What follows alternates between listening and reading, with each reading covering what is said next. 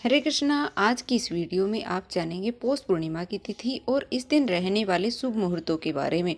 पौष पूर्णिमा से ही माघ स्नान भी प्रारंभ हो जाता है और माघ मास में पूरे एक माह तक श्रद्धालु कल्पवास रहते हैं। नदियों के किनारे ध्यान जप तप स्नान दान आदि करते हैं।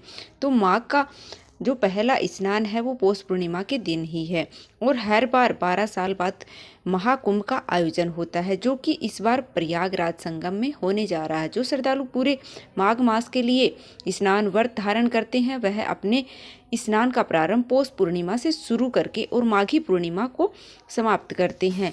जिस तरह से पूर्णिमा स्नान किया जाता है, कार्तिक मास का महत्व होता है, ठीक उसी तरह से माघ मास का भी महत्व होता है। पौष पूर्णिमा के शुभ अवसर पर ग्रह नक्षत्रों को विशेष स्थिति चंद्र आदि ग्रहों के माध्यम से अमृत वर्षा कर स्नान आदि करने वालों को निरोगी काया सहित पुण्य फल की प्राप्ति होती है। 100,000 गायों का दान करने का जो फल प्राप्त होता है उससे अधिक पुण्य फल की तीर्थराज प्रयाग में महाकुंभ के दौरान माघ मास में 30 दिन यानी कि एक मास स्नान करने का होता है। पूर्णिमा के दिन सुबह स्नान करके व्रत प्रारंभ किया जाता है और पूर्णिमा व्रत का पारण शाम को चंद्रमा को अर्घ देने के बाद किया जाता है। श्री सत्यनारायण भगवान की कथा का पाठ या श्रवण करने के लिए भी पूर्णिमा की तिथि बहुत ही शुभ फलदायी मानी गई है।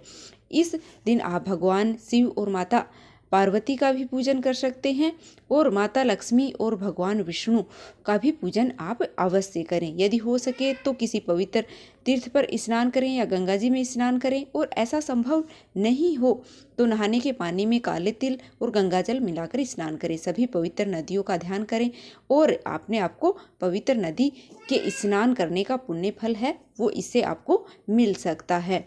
शास्त्र में भद्रा को अशुभ माना गया है।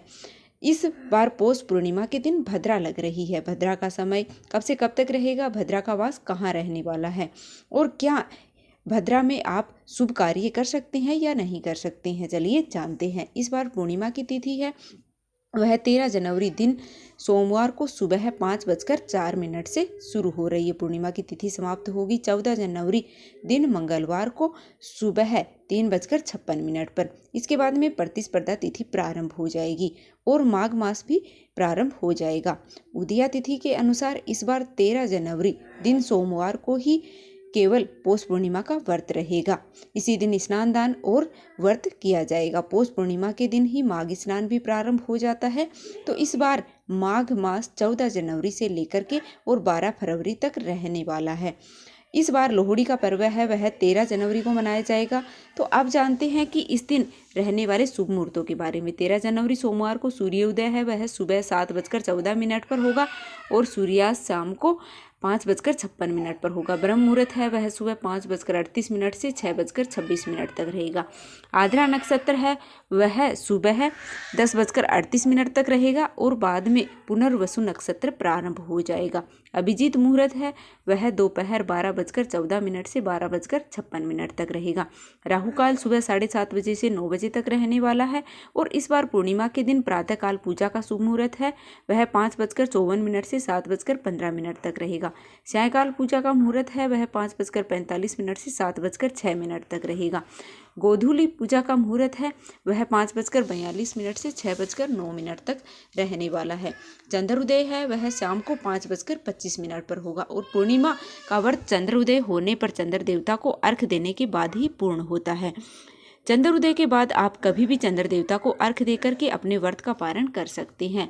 इस बार पूर्णिमा के दिन भद्रा काल का समय है वह सुबह 7:15 से शाम को 4:30 बजे तक रहने वाला है, यानी कि दिन में लगभग अधिकतर समय भद्रा रहने वाली है। यह भद्रा का वास स्वर्ग लोक में रहने वाला है। जैसा कि शास्त्रीय नियम है, ज्योतिष शास्त्र के अनुसार अगर भद्रा का वास स्वर्ग लोक में होता है तो धरती लोक पर भद्रा अशुभ नहीं मानी जाती है। ऐसे में यह भद्रा अशुभ नहीं रहेगी। तो आप भद्रा काल के समय सुबह और शाम की पूजा या शुभ जो भी काम आप करना चाहते हैं, पूजा पाठ दान भी आप दे सकते हैं। तो यह थी आज की वीडियो। उम्मीद है कि आपको पसंद आई होगी। अगर वीडियो थोड़ी सी भी पसंद आई तो लाइक कर दीजिएगा और चैनल पर नए हो तो चैनल को सब्सक्राइब करना बिल्कुल भी मत भूलिएगा। और मकर संक्रांति से जुड़ी हुई बहुत सारी वीडियो है वो चैनल पर आ गई हैं, प्लीज़ देख लीजिएगा। भगवान श्री हरि विष्णु की कृपा आप और आपके परिवार पर सदैव ही बनी रहे।